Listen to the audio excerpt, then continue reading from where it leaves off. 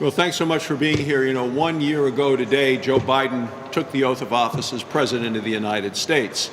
And we're here to tell you that after 1 year, and you take a look at that year, it has been a year of failure on item after item after item after item. Joe Biden came into office and he promised he was going to unite the country, and he said he was going to put COVID behind us.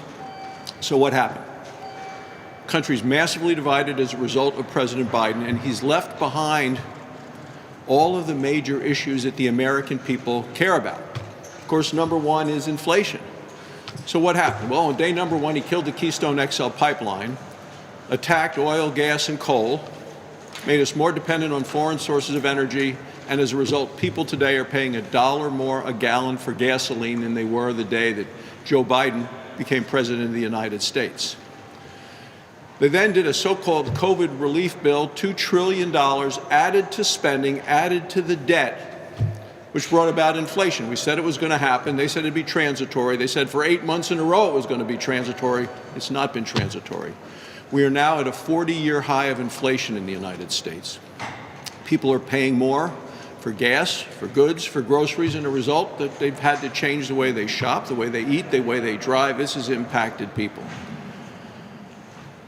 And the other part of this so-called COVID relief bill, which was supposed to go for COVID relief, for testing and treatments and things like that, this administration was woefully unprepared when the Omicron variant arrived. It was a scavenger hunt for testing. Long lines, empty shelves. That's what the administration brought. One of the things that didn't come up in the press conference yesterday was crime in the cities. And we have murder rates skyrocketing across the country at the same time that the Democrats continue to call to defund the police. No one yesterday at the press conference asked the president about going to the southern border.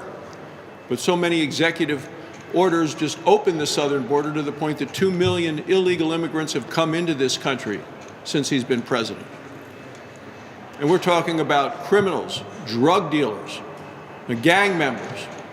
They never addressed the issue that fentanyl is now the #1 killer in the United States of people between the ages of 18 and 45. That should have come up yesterday in another area which the president has failed. And then there is Afghanistan, for which the president did not apologize. On one day in August, we had the greatest loss of military lives in combat in the last decade. The president failed to protect our troops and failed to protect the Americans that were left behind after all of the troops left. And the president called an extraordinary success. Chairman of the Joint Chiefs of Staff called it a strategic failure. So today our friends don't trust us, our enemies don't fear us, and the president's only solution seems to be to pass another $5 trillion bill, his so-called Build Back Better, this reckless tax and spending bill, which I know is going to make inflation worse. And then, of course, he goes after ballots and states and tries to have Washington take over elections. And if you're not for him on those things, you're either a racist or a traitor, probably both. Look, we have a president who is weak, who's overwhelmed, who's ineffective. And I look at this, and to me, that ends up as Biden's year of failure.